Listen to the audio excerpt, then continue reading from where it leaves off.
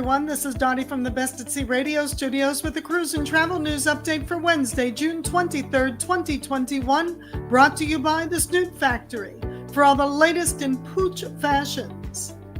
Royal Caribbean's Freedom of the Seas returned to the port of Miami yesterday after completing a 2-day simulated cruise with 600 vaccinated employee volunteers.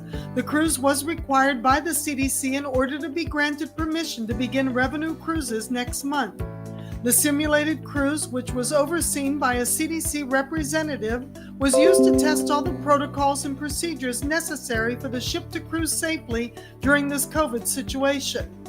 Freedom of the Seas is scheduled to begin offering 3- and 4-night cruises to the Bahamas from Miami on July 2nd, pending approval for the conditional sailing certificate.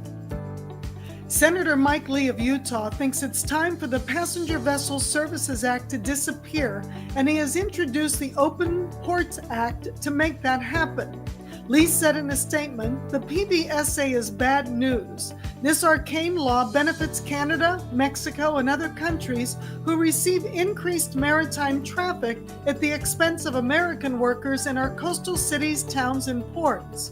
Reducing demand for jobs and travel opportunities here in the U.S. is the opposite of America First. And in the context of ocean liners, this protectionist law is literally protecting no one, as there hasn't been a cruise ship built domestically in over a half a century. The PVSA is bad economics and bad law, and it's far past time that Congress reconsider it. The PVSA requires that all ships transporting passengers between 2 or more U.S. ports, a domestic voyage, be American-built, owned, flagged, and crewed. Due to these rigid and expensive requirements, many ship operators choose to domicile and conduct business elsewhere. As a result, these ships cannot operate continuously in the U.S. and must call at a foreign port in between stops at U.S. ports to remain in compliance with this 135-year-old law. Congress recently granted a waiver to this law to allow cruise ships to sail by Canada after Canada closed their ports because of COVID. Regent Seven Seas has announced the name of their newest ship scheduled for delivery at the end of 2023. She will be called Seven Seas Grandeur. Jason Montague, president of Regent, said in a released video, "The culmination of a 30-year heritage of perfection, the Seven Seas Grandeur is the latest evolution in luxury cruising.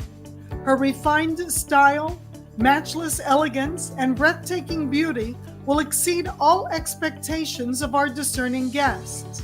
It's a testament to the expanding demand for luxury cruising that the Regent brand is driving thanks to our perfectly sized ships offering unrivaled space at sea.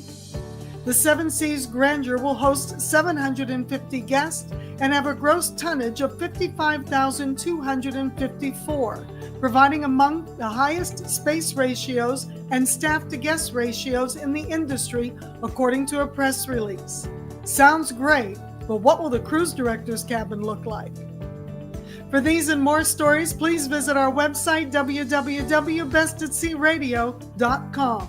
And that's the Cruise and Travel News Update for today, brought to you by the Snoot Factory.